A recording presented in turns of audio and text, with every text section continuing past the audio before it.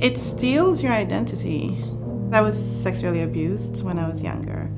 So everything you know about safety and freedom and joys and being a child and your trust in people, trust in your body, trust in your thinking, trust in even those experiences, because you second guess yourself so much. Like, did this really happen?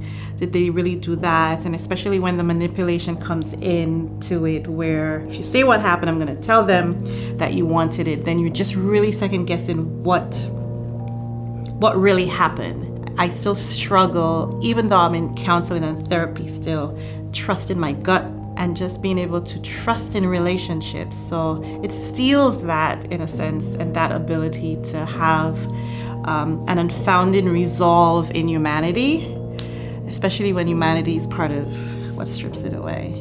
Because we're not walking around looking like monsters or, hook-headed evil beings, it's hard when there's a mask and a veil of the true character of someone. When we come to church, we put on this amazing act of, we look great. We say the right thing, we're singing the right things, we're praying the right things, and yet no one comes home with us and stays behind closed doors when the reality hits. It was really, really hard for the church to understand that there was dysfunction. And you hear often, I have never seen them that way, or I've never experienced that with them, or they never said that to me. So what we tend to do is then to decide to choose sides. So I'm gonna stay in this corner over here and choose to believe that he is what I see him as, because in order to defend him, I have to negate her.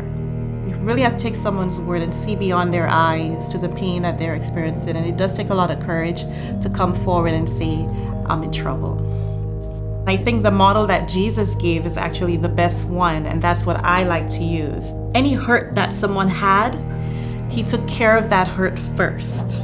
In the crowds, in the streets, breaking bread, feeding people, and making sure that whatever crisis they were in was averted or calmed before he shared a word with them. At that point, you don't have to ask them to come in. They'll be asking you. There's always going to be someone who feels that they can't speak because there's some oppressor on them and they're not safe.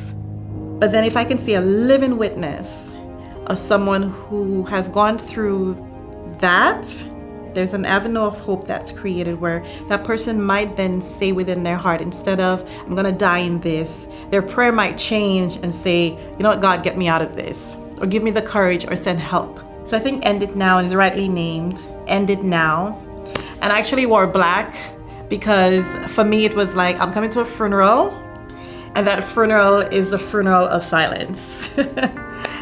Because with this movement, there's an awakening. We really do care about your situation, and we care that you're hurting, and we care that you can't speak, and we're fighting for it, and we'll sit in it with you.